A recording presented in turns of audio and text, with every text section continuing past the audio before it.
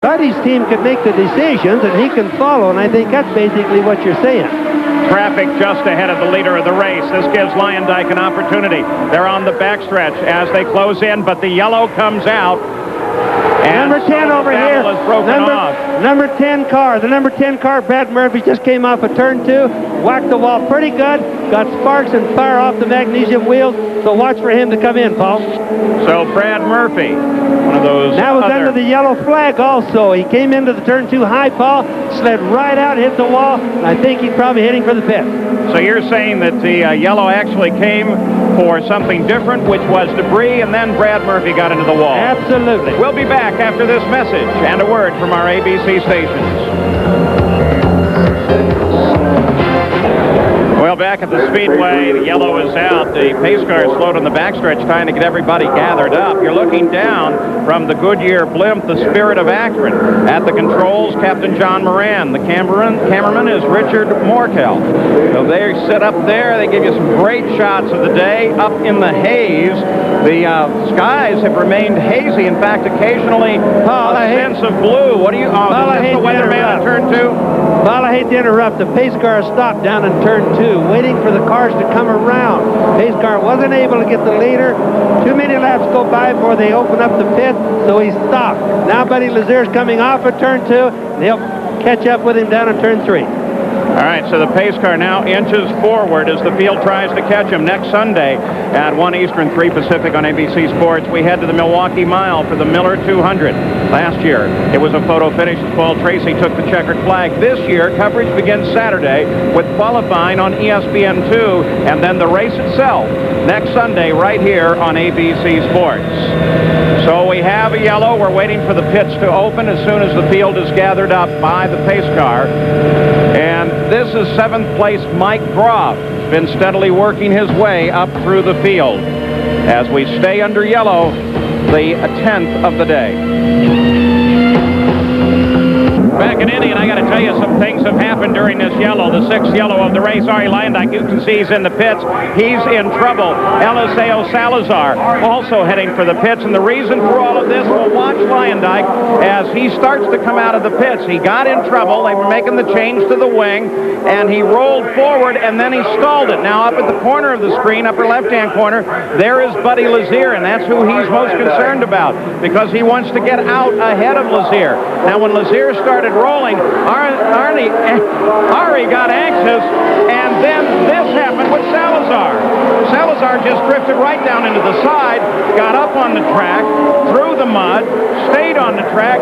Both cars were able to continue on. Well, he didn't just drift down, he turned down, and Ari had to lead. Right here, you'll see this yellow, see that cone on the left? Boom, he's there, he's in front, and Salazar just comes down. Totally Salazar's fault. That looked like it was even intentional, although I don't believe it was. No, but Ari at the blend line, that cone on the left-hand side, when they came out, was in lead.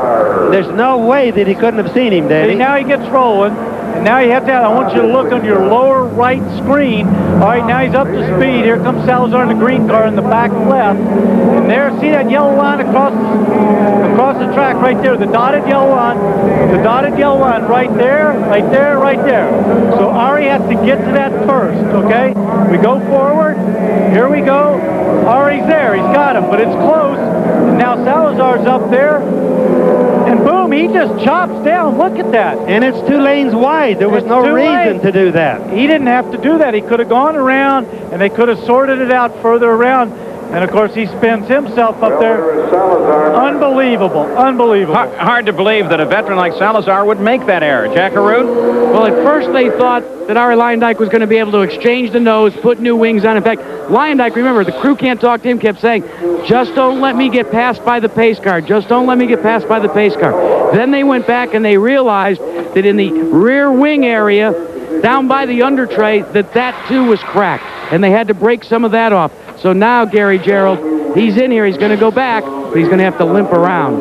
Well, Jack, while that was taking place, Eliseo Salazar came in, and there was significant damage to the left side pod. In fact, most unusual, a huge hole about 7 to 8 inches long, maybe 3 inches wide in the left side pod, down through the carbon fiber or the Kevlar. They patched it with tape, They've sent him back out, and now they're going to bring him back in on the next lap. And you can see the activity here on the wall as the crew gets tires ready. They didn't make the tire change. They will do that this time as they bring him in. So it's a scramble down here, but it looked like everything was going to be operational. You can see the side pod, left side, and it was nailed, and it left a gaping hole. And look at Ari's front wing. It went right up in the air as well. That was a big hit. He came right down on him. That was a big hit, Bobby. Here's Eliseo Salazar coming back in. Gary Gerald's still there.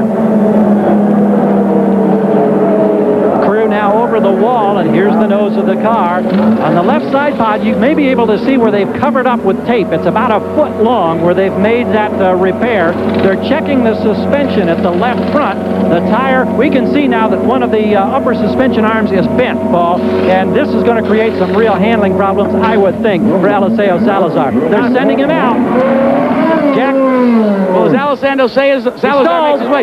Take a look at this. This is the piece that came off from the rear underwing area. Now, that's the part on the right side pod as it exits out close to the tire. They're going to tape it up, but this is going to definitely affect not only the downforce, but the handling on this race car for Arie Luyendyk. Paul. So, battling for the lead, Arie Luyendyk in trouble. We'll go to Jerry Punch. That's the right front tire off Rayson Gardner's 94 Lola. They bounced off the wall. It was really wide. Rayson, what happened out there?